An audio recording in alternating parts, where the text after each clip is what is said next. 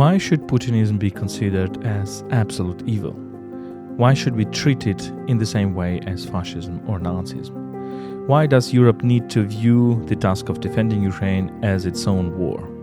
You're listening to the UkraineWorld podcast and its series Thinking in Dark Times.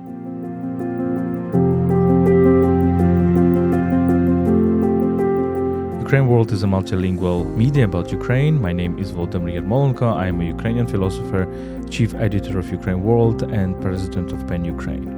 My guest today is Nicolas Tenzer, French philosopher and strategist. Tenzer's latest book is Notre, guerre, le crime et l'oubli, Our War, Crime and Oblivion. This episode is a recording of a meeting between Mr. Tenzer and the Ukrainian and international public in Kyiv at the UkraineWorld Club and PEN Ukraine, held on June 3rd, 2024. It is part of UkraineWorld series Thinking in Dark Times. UkraineWorld is brought to you by Internews Ukraine, one of Ukraine's largest media NGOs. You can support our work at patreon.com/UkraineWorld. We provide exclusive content for our patrons. You can also support our volunteer trips to the front lines of this war at PayPal, ukraine.resisting@gmail.com. You can find these links in the description of this episode. I also invite you to check one more UkraineWorld conversation with Nicolas Tenzer. You will also find the link in the description. So let's start.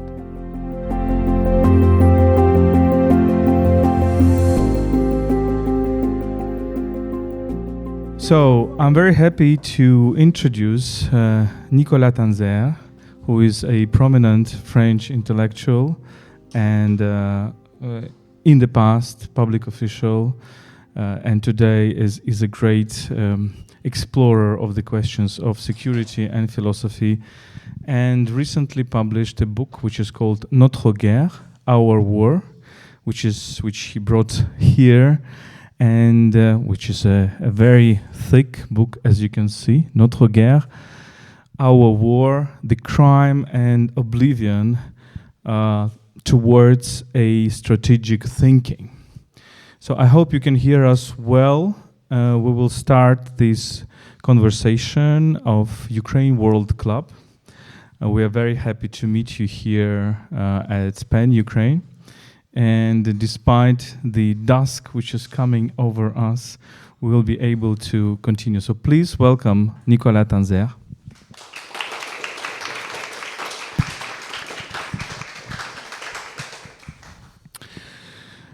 So your book is called Our War, and we called our meeting today, Is This a War Against Europe? And frankly speaking, for us Ukrainians, it's quite difficult to persuade other Europeans that this is Europe's war, that this is our common war. You wrote the book with this title. How do you feel yourself today in France? Because I assume that for many years before, this was a rather minority thinking since 2014. Am I right? Was it a minority thinking? So people were thinking rather than this is a kind of a war on the edge of Europe for territories, and Russia just invaded and will grab some territories and will go away. So now I hope there is increased understanding that there is a war against Europe. But how do you see this evolution?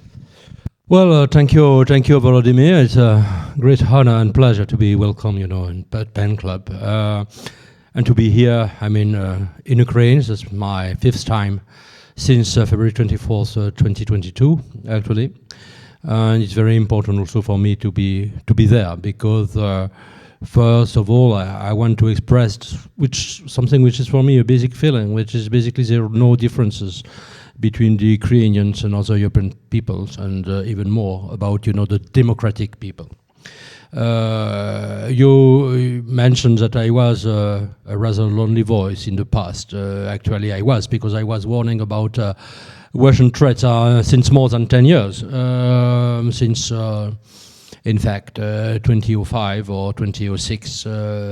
And at that time already I perceived and I wrote, the danger Putin poses to the world. And since 2014, I was already at that time advocating a kind of interventions, because I think that it was just not possible to let the Russians invade part of Donbass, namely the Donetsk and Luhansk regions, and invade Crimea with the illegal annexation of Crimea. At that time, it was very difficult. I remember I wrote a piece also in the very famous newspaper Le Monde in France, and at that time against the sale of the Mistral. And finally, some of the people persuaded at that time François Hollande also not to cancel the contract to sell the Mistral to Russia. And since then, I wrote a lot, and I was, of course, like many people of my kind, labeled a warmonger, a kind of someone excessive, someone who had a kind of obsession towards Russia and this kind of thing. And even when I made 11 talk shows, in the TV and radio, on February 24th, 2022. At that time, I advocated direct interventions of NATO troops, or at least NATO army, not necessarily with troops or boots on the ground, taking very seriously what happened and saying, well, we have to intervene immediately. And again, I was labeled exactly the same, warmonger, I was a very dangerous guy, etc. And finally, of course, and then I was just mentioning to publicly, and also in my talk with some of the European and US leaders, we certainly have to strike back. And that basically, maybe we have to discuss about that. I don't want to be too long as in my introductions. That in history, nowhere and never a war was won by leading from behind. A war by proxies cannot be won. And if we consider very seriously that it's a war, because it's not only a war against Europe, it's a war between, let's say very clearly, good and evil, between absolute barbarity and light. It's a war of extermination. It's a war of full destructions based on ideology that want to suppress the right of the people to exist. And if it's very seriously the case, and if we consider that Putin won't stop in Ukraine, and even if we consider that he will stop in Ukraine, I'll come back to that later maybe, we have certainly to take our own decisions and to engage ourselves in the fight. When I said that 2 years ago, still 1 year ago, basically no one was listening not only to me, but to other voices, not many in France, I must say, not many in Europe, who were saying exactly the same things. No, if you consider what my president has said, President Macron, that we have to consider the hypothesis that one day we'll have to send troops to Ukraine. We could, of course, discuss the ways it could be deployed, to what kind of missions, etc. Some people are considering, well, there could be a shift. And I think that right now, in the mindset of most of the European leaders, I'm not talking about only my president, but some others, if we are not able, or I would say mostly willing, to defeat Russia fully, and I will come back to what's the meaning of full defeat of Russia, then, of course, Europe will be forever endangered. And the two questions, I just finished with this, is we could face in Europe, if Russia is not fully defeated, a kind of 45 moment in reverse. That's exactly where we are. And we come back maybe later to the very nature of the war. Of course, it's not a territorial war. It's a war of full destruction. And I think we must have that in mind, which means that there could be absolutely no compromises with Russia, never, ever.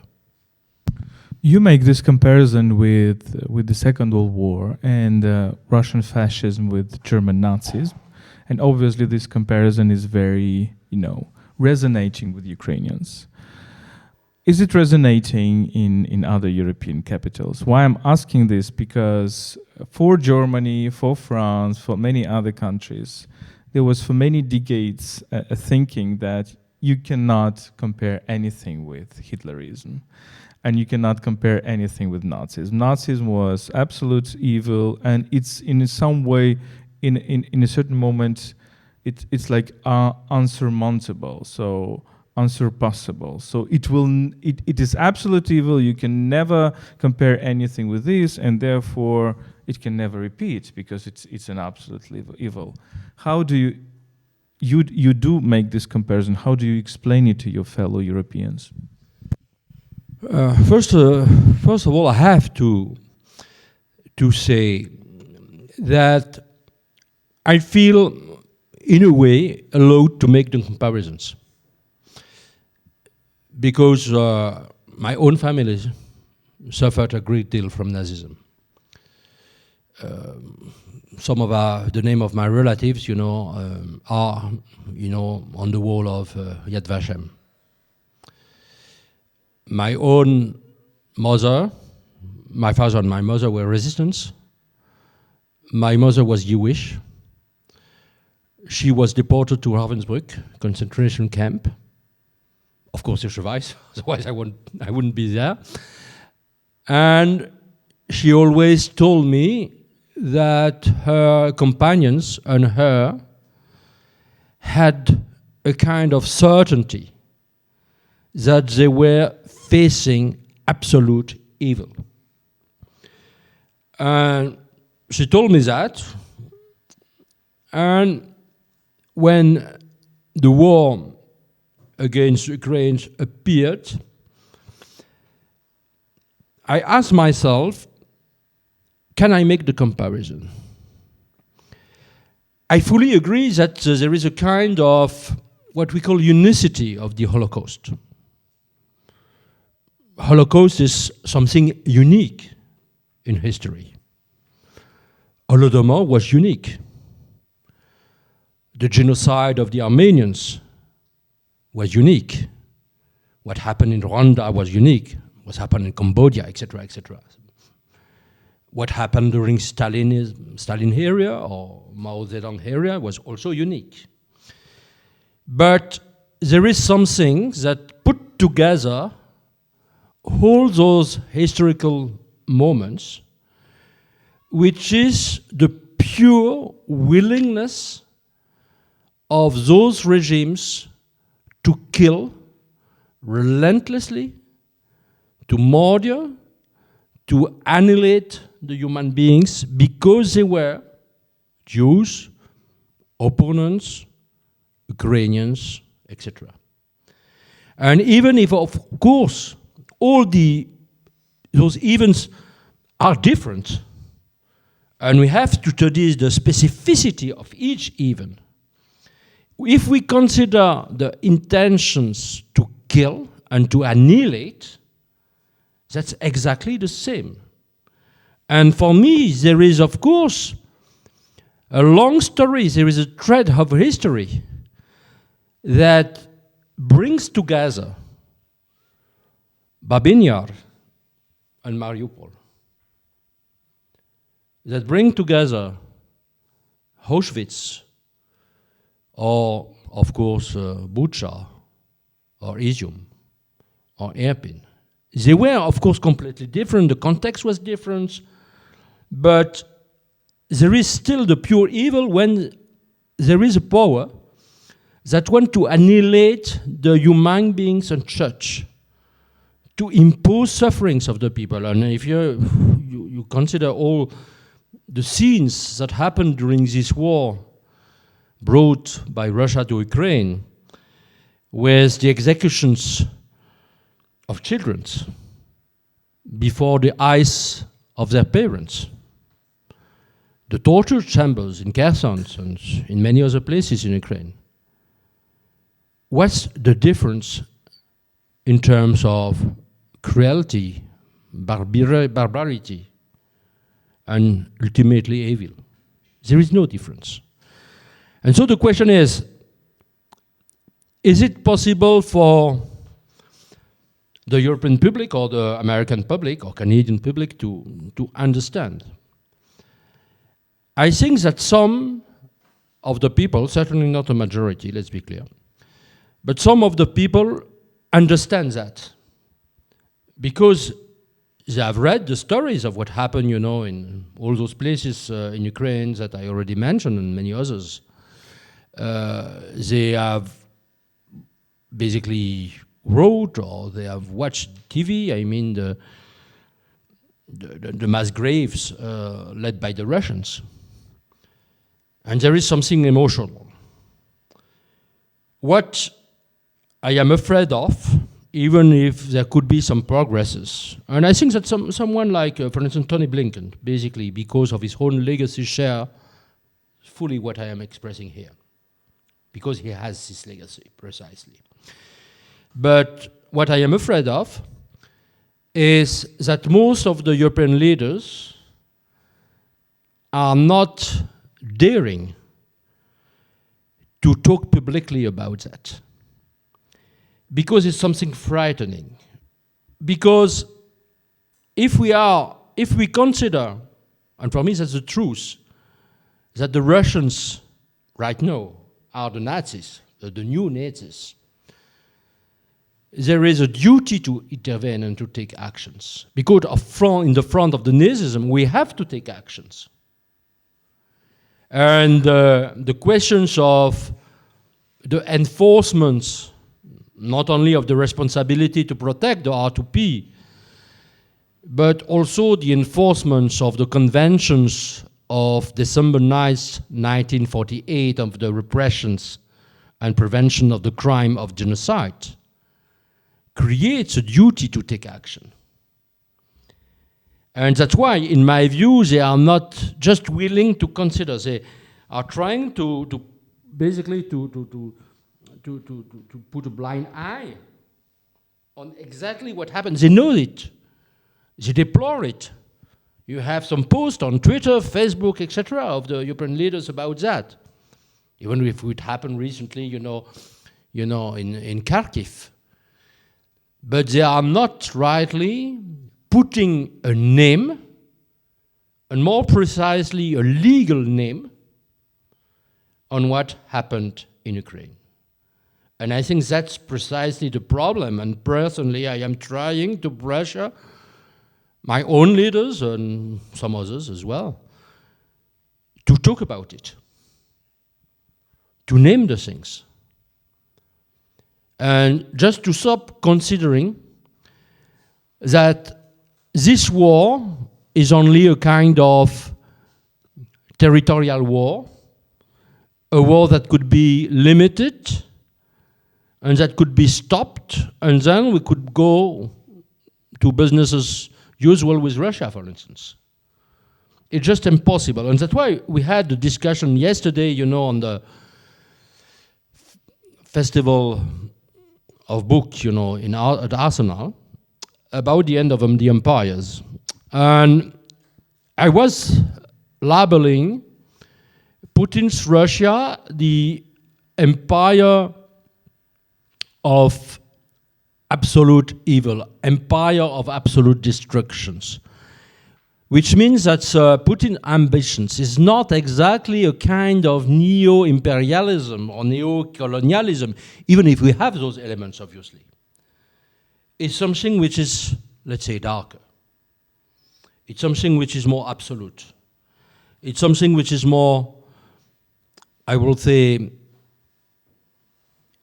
invading the minds of the people And to label what Putin is doing to Ukraine, or before to Chechnya, to Syria, etc., it's not mostly imperialism. It's something which is even more frightening. How will you describe this more frightening nature? I will tell you how I would describe it. I think that there are many bad things happening in the world, of course, and in many cases, of course, the violence is present. But violence, in many cases, is a tool of something, right? And here we can say, okay, imperialists want to conquer other nations, they want to grab land, and therefore they use violence because they think this is the most efficient tool. While what makes Nazism, and by the way, not only Nazism, I think that there were certain elements of racism, European racism, in Africa or in North America, in Latin America, who also are in this frame. But what makes it absolute evil? I think that there is an idea that destruction is the goal. It's not a means to something, but it is the goal. So it's an end Lösung. It's a final solution. You reach a final solution when you destroy. There is no final solution like building something, right? The final solution is destruction. And I think that this is precisely what is present in the Russian politics today, because it's like this kind of a pleasure of destruction, the pleasure of death. This is what we Ukrainians are telling to the world. And in most cases, the world tells us, you are exaggerating. So do you think this is the line of thinking? Like I was trying to formulate it in the concept of Putinism, while saying that it's precisely the inability to think of any other pleasure, and the only pleasure that you think about is the humiliation of the others, to make somebody else worse than you feel. So the only pleasure is that somebody else suffers more than yourself. Do you think this is the consideration of destruction and humiliation as the goal is what makes it absolute evil? Yeah, basically, I couldn't agree more. I mean, that I devote some chapters of my book. On that. I think, first of all, by studying the Putin's ideology, I think it's very clear to me that there is certainly this idea of destruction. And paradoxically enough, I think we can see this will of destructions applying, of course, mostly to Ukraine or to Syria and before Chechnya, etc., Georgia by a certain way as well, but to Russia itself. And because let's consider an hypothesis in which Putin would have had the desire to build a great Russia, prosperous Russia, a powerful Russia, a nation that counts on the world stage. Basically, it would have taken the hand that the West didn't stop to offer to him. Just consider the founding hat of NATO, 1997, what we call the Russia First policy of the EU, all the reset, arrangement, even the naive at best proposal of Emmanuel Macron to build a new architecture of security and trust. Trust was the word. And he will say, okay, great. I will cooperate with the West. And then what would have been the fate of Russia? You will have a prosperous Russia with a lot of SMEs, a lot of research and educational centers, a very good health system, a prosperous economy not built upon mostly, the raw materials and fuel fossil energy. You would have certainly a Russia able to better protect itself against China, etc. So Putin has chosen the exact opposite of it. He has chosen the destruction of Russia. When you have, an economy only based on energy, of course based on corruptions, with a lot of, since many years, brain drain, capital flows going out of Russia, a disastrous health systems. If you consider the death toll of the COVID-19 pandemic in Russia is one of the worst death toll in the world. If you consider that 8% of the GDP is devoted to the military and disinformation, maybe more, in fact, because you have some hidden resources, you consider that basically Russia is doomed to fail in the dictates to come. I cannot say how this a full decline will appear, but basically that's the way Putin has chosen. So if we consider the fate of Russia, it could be better depicted by the famous words, no future. There is no future for Russia. But in its fall, Putin is trying to bring the other nations. And that's basically destruction. And then we come to the ideology that supports Putin's will. You have a kind of syncretic and very difficult, just to read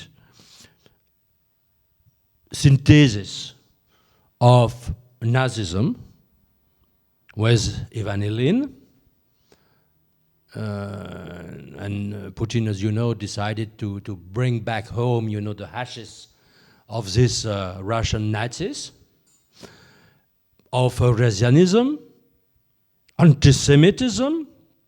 I quite often mention, for instance, the face counselor of Putin, or so-called the Bishop Tikhon, no Archbishop of occupied Crimea and these regions, who was spreading the worst anti-Semitic lies about, the Jews just drinking the blood of the children. This kind of things.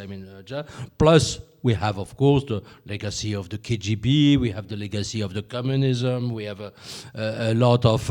also, you have the kind of fancy, that is very well known, in contemporaneous Russian literature, in which you have a lot of, you have this kind of millenarism spreading, into literature, which is also, as you perfectly know, the official speech of the Orthodox Church and the Patriarchate of Moscow. Or even Medvedev, is very often, calling the fourth horsemen of the apocalypse and this kind of, nonsenses. And I think it's quite important to have that. You have this kind of ideology, but this ideology is basically producing effects on the Russian society and, more precisely, on the Russian military. Because when you have guys from the military, not the people of the FSB, not the people necessarily not only of the GRU, but military men who are committing atrocities against Ukrainians and before Syrian people, etc., there must be an ideology behind. And of course, Putin has created within the Russian society a kind of full authorization for the people to commit murders and tortures. Also at home. Even if you have, what we call the domestic violence, you have a law, I think it was, I don't remember, it was 2017 or 2018, I don't remember precisely, that had decided not to punish anymore the domestic violence, or mostly of the men against the women or children. And that's also a very good sign. When you have, the worst criminals who are, engaged into the army, and even if they have committed murders, rapes, atrocities, tortures, after 6 months, in the army, if they are still alive, they could be freed. I mean, just imagine this kind of society. But the illusion of the West was that everybody, all the politicians want the good for their societies and for their people. While it's enough to read the classics of political thought, even of the French political thought, people like Montesquieu, who tells you very clearly that tyranny is built upon fear. So the question is how you produce fear. If you think deeper about that, so there is a tyrant and he or she wants to produce fear in the society, then A, he's not interested in wealth of people. He wants people to be poor, because the poorer they are, the easier is to control them. So if Russian economy is in a bad shape, it's good for Putin and not bad.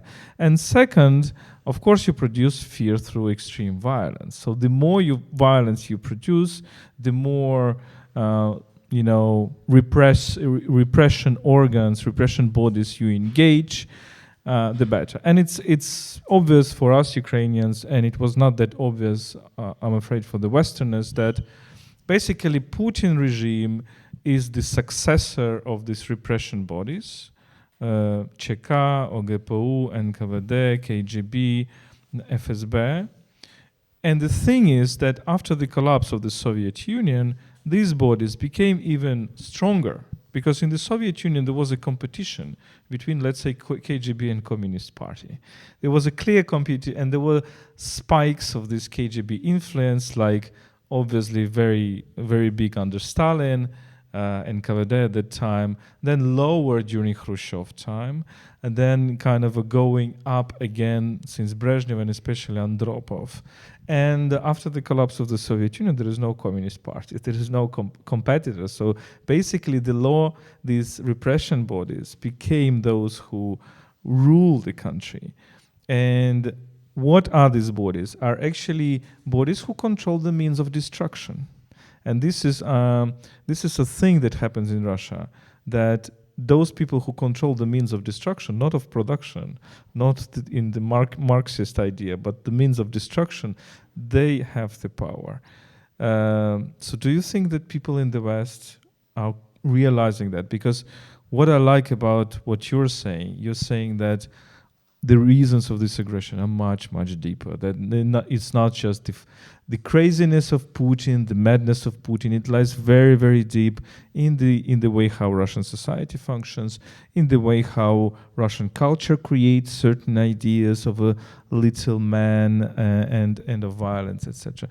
Do you think that people in the West start understanding that, or you're still like a lonely voice in the desert? Well, I think that most of the, I will say, political leaders in the West still consider that basically is linked to Putin itself, and certainly not to the others. And I think that a kind of scenarios against which I am warning many politicians in the West, which is, let's say, well, just consider if Putin dies. Well, hopefully so, but not the point. The point is not that. The point is, some people will say, okay, Putin is dead. Will be like Hitler is dead, or Stalin is dead, or Mao, etc. So we'll have to see how we can against Russia again.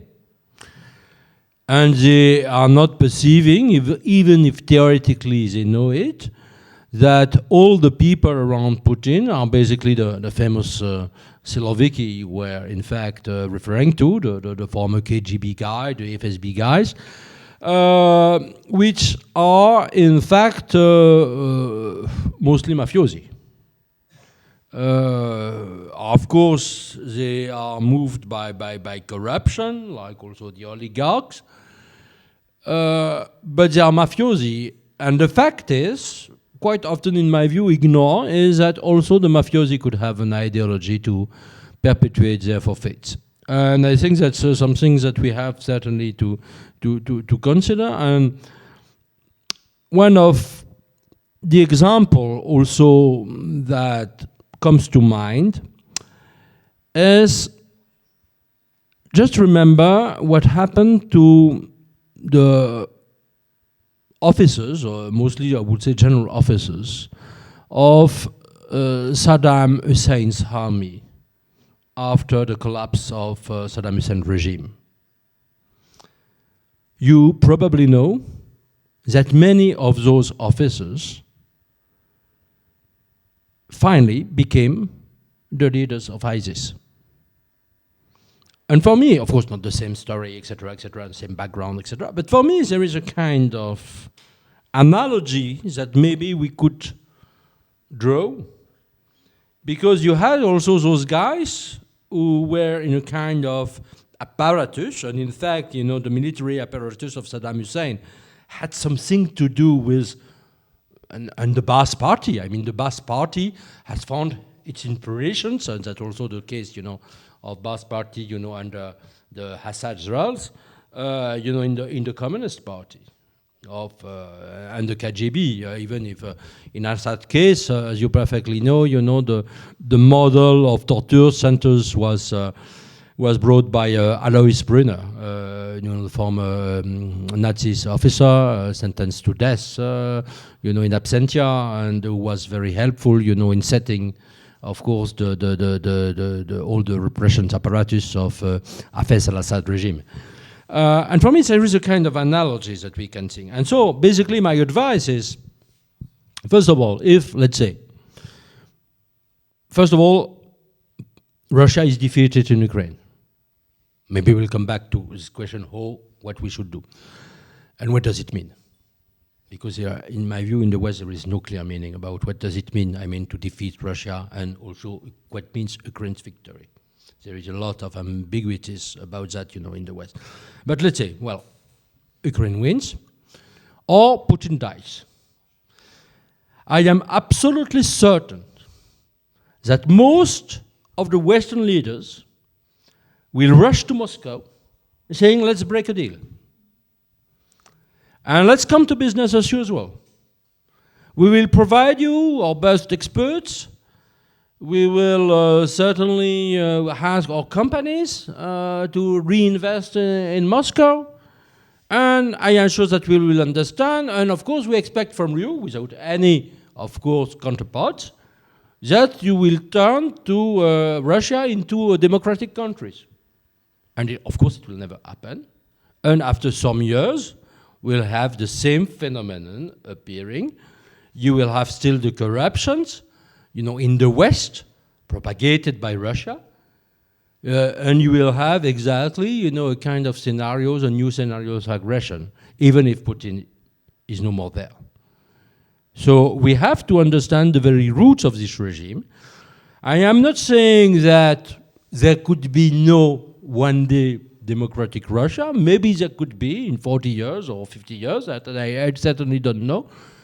But what I would expect, and I was just quoting yesterday, I mean, this speech, because for me it's a very important speech, the speech of the president of Germany, Richard von Weizsäcker, on May 8th, 1985, saying, well, we have to thank the Allies for having defeated Germany. And when we will have, not very soon, so probably, if ever, Russian president saying, well, I will thank the Allies for having defeated Russia in Ukraine, then maybe there could be a change. Let's talk about the topic that you mentioned, the theory of victory. There was the first point. When the West is asking Ukraine, what is your Ukrainian theory of victory? Ukrainians cannot answer it, because the theory of victory depends on resources and depends on what resources the West can do to Ukraine. For example, the theory of victory of reconquering the territories depends on the arms that the West is giving or not giving to Ukraine. It was obvious, it became obvious for us, and I think it was obvious from the very beginning for military experts that counteroffensive in the south would not be possible without F-16s and air superiority. So that means the theory of victory should be common. It should not be only Ukrainian, it should be common of Ukrainian allies. Second thing, Zelensky says, our victory is coming back to the borders of the 1991. It's obviously the most obvious thing for Ukrainians and for people all around the world who rely upon international law. But the question is, even if we imagine such a situation, will Russia say, okay, the history is over, Ukraine has got Crimea and Eastern Ukraine, Southern Ukraine back, we stop all the hostilities? I think that the better theory is that Russia defeated, for example, it will just regroup its forces and will attack again. Another utopian theory of victory of Ukrainians is, okay, Russia will collapse as the Soviet Union collapsed, and then we will have independent Bashkortostan, Tatarstan, and Chechnya, and etc. I think this is a reliable theory, but for 100 years, because there are very little conditions for this to happen now. What is your theory of victory? First of all, let's be very clear on two things, and I will elaborate on them. First of all, there is absolutely no other acceptable solutions that Ukraine recovers its borders of 1991. We cannot consider that there could be victory if it doesn't happen. Any kind of concessions, any kind of compromises with Russia would have certainly some disastrous meanings and effects for the security, legitimacy, and credibility of the West. First of all, because even if Putin is able to, I will say, to maintain its grip on 2% of the Ukrainian territory, it will still appear to be a victory for Putin. Not certainly the victory he was expecting when he decided to launch the all-out war against Ukraine, but it will be a victory because it will mean, even if 2% of the territory, that at the end of the day, there is a reward given to force. The second thing is that all the claims of the Western leaders about, the sovereignty in Ukraine, the territorial integrity of Ukraine, basically that will be a kind of jokes. That will be full mockery. The third thing is that it will mean that basically international law doesn't matter. And even if there is a lot of dangers to international law, that's still the reference that we are committed, to abide by. That's the norm. It must remain the norm. It was forgotten, and we have, of course, double standards. You have a lot of countries are not complying with international law. Of course, we know that. But still, it must be the norm. And last but not least, or two other things. Fourth point, if you have Russia keeping its yoke on some Ukrainian territory, it will mean that you will be giving a license to kill to Putin.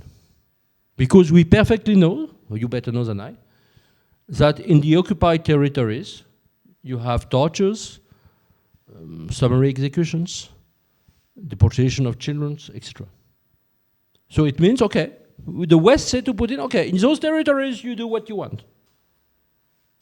Is it acceptable?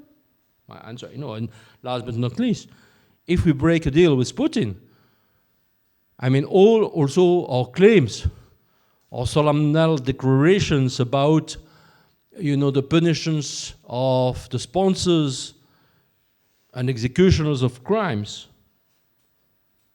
would be just null and void. So let's be very clear.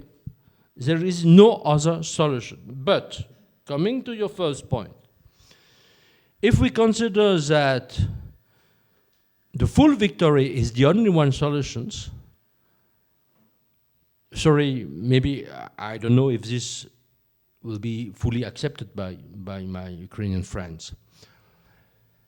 But I don't think that the Ukrainians alone, even if we give them all the needed weapons, will be able to fully reconquer without at least a huge death toll, even heavier than now, all the territories right now captured by Russia.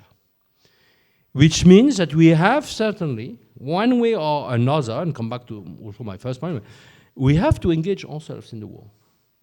First of all, because it will be quicker. It will basically spare human lives. And we have also to demonstrate to Russia that if we want victory, that has a concrete meaning. We cannot proclaim, okay, we won victory, but just imagine, just an example, very recent example. You had the Belgian Prime Minister, Mr. Notre, who has promised new, I think it's 60 F-16 to Ukraine without the authorization to strike in Russia. But not my point here. But my point here that Belgium is supposed to deliver to Ukraine those F-16 in 2028. I mean, it means that, and that's something that I am describing, with more details, also in my book, that you Ukrainian, do not have time. And many Western leaders consider that they have time. They are not considering their own guilt for having not saved dozens, if not hundreds, of thousands of Ukrainian lives. Personally, I feel that is guilt haunting me. Because I think the time is a real question. And the question is, okay, maybe one day the Ukrainians could recover with all the weapons, but it will be in 2015, 2026, 2027. And how many more Ukrainians will be then murdered by the Russians? So we have to build, really, not only a theory, but we have to build, because there is a piece named like this, in Foreign Affairs recently. We don't have to build a theory of victory. We have to build a practice of victory. And we have to consider seriously in the West, what does it mean for the West to be committed to Ukraine's victory with military plans? What kind of engagement? Do we need only, let's say, long-range missiles and more fighter jets, much more fighter jets? Could we also activate ourselves or missiles? Or do we need as well boots on the ground or not? You have all those deadly questions that certainly I think we must ask ourselves, but we have to find the answer. But the truth is that, in my view, having talked to many leaders, advisors, politicians in many European countries, in the US, Canada as well, that there is absolutely no long-term strategy. There is no long-term strategy about Ukraine's victory, and there is no long-term strategy also about Russia. And then coming to Louis' point, which is the questions of what, let's say, the dislocations or dismemberment of Russia. I fully agree with you. I think it won't happen. But having studied in depth since long all the Russian narratives, I can say something, which is that it's a narrative forced by Russia to make us a threat, and especially the US. When the USA, including the head of the CIA, Mr. Burns, or Jake Sullivan, I remember we had the opportunity to talk because I was in Vilnius Summit on July 11th, 2023, saying, okay, we don't want a war between the NATO and the West. What happens if you have a full dislocation of Russia with all those nuclear heads? Who will be able to control them? He is. And I mean all those American leaders, German leaders as well. Not right now, President Macron, but at the beginning, yes. They were embracing Russian narratives. And that's something that I say also quite often about Russian propaganda. Russian propaganda is dangerous in itself. It's dangerous because it creates fears among the public. It creates misperceptions. But when Russia propaganda is the more successful, and that's something I am the most afraid of, is when Russian propaganda invades the mind and the souls of the leaders. My last question, and I invite audience, our guests, to ask their questions afterwards.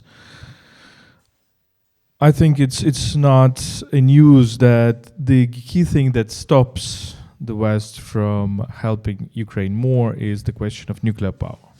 So basically, people consider Putin as a Hitler with nuclear bomb. And of course, here we have all the theory of the Cold War saying that, well, actually nuclear power is a good thing because it creates a balance of fear, balance of what Raymond Aron are called the peace by the terror, or the peace by the fear. So everybody is afraid of attacking.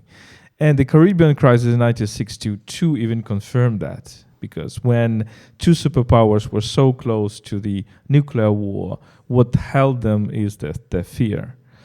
But then it doesn't mean that the wars don't happen. You have lots of proxy wars afterwards, including the Russian war, Soviet war in Afghanistan, and all the rest.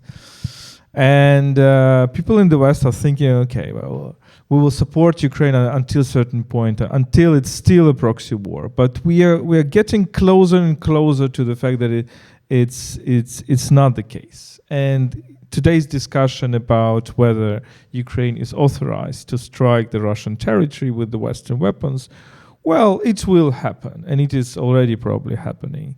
And Russia is considering that this is a Western weapon, so this is a war against the West, right? How to overcome, and should we overcome, this fear of the Western leaders about the nuclear war? First of all, we have to.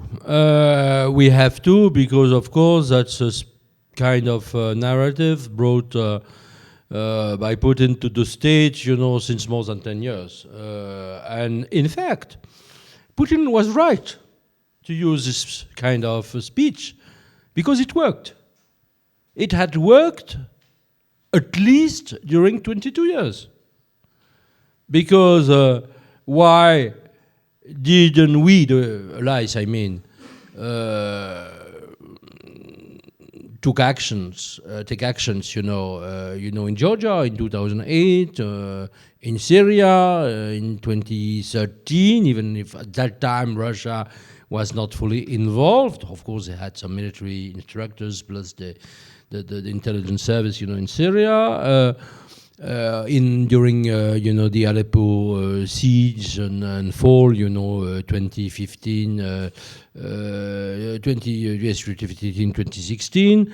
Of course, after Ukraine, 2014, and of course we perfectly know that The signal was clearly given by President Biden, especially in his speech of August 31st of 2021, when he decided to withdraw the American troops from Afghanistan. And of course, it was a kind of basically blank check given to Putin. So basically, we failed all the time. And even, in 2022, 2023, and until now, even less so, but still we continue to fail and to buy into these narratives. Which in my view is completely wrong for many reasons. First of all, there is a principal reasons.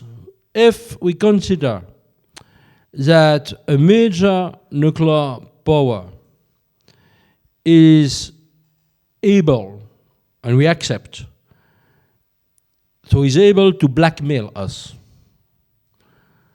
it's a clear signal given, of course, to People's Republic of China, up to a certain point to Pakistan, and is also an encouragement given to many countries, including one day maybe Ukraine, actually, especially after the, non-implementations of the security insurances of the Memorandums of Budapest 1994. Or to mention Saudi Arabia, etc., basically to obtain and to do everything to obtain the nuclear weapon. So in terms of non-proliferation, basically to stop, to buy into this speech is very dangerous. The second reason is that we have the mean, and not only the US, but even France itself, a small or medium, let's say, nuclear power, we have the means to fully destroy Russia. Putin doesn't care about Russia, doesn't care about the Russian people.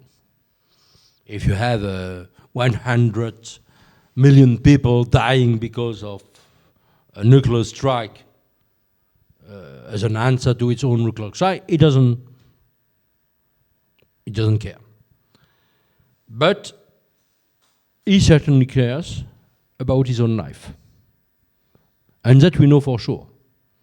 Just consider, the kind of security protection that he has around him. Just remember his fear during the COVID-19 period. Just remember a lot of elements. And it's perfectly clear that Putin certainly won't take the risk to die. And the other thing is that in the chain of command, of course that's just an hypothesis, but in the chain of command, you have three people in the Russian Federation that must be involved in a nuclear strike in terms of decision-making process. You have Putin, you have the Minister of Defense, and you have, of course, the head of the military, General Gerasimov. We cannot know if this chain of command, not even mentioning all the people, at a lower level of the hierarchy, is all those people with absolutely perindia cadaver, as we say, follow the instructions. We do not know. We have this uncertainty. But the fact is that we have certainly to monitor the risk. I am not saying that there is a zero risk. There is never zero risk. But I consider that the consequences of buying into this fear will just herald the end of the democratic world. And that I know for sure.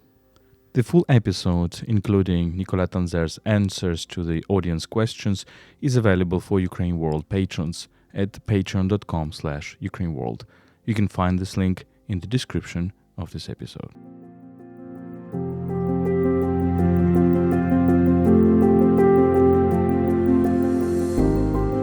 This was a podcast by UkraineWorld, a multilingual website about Ukraine.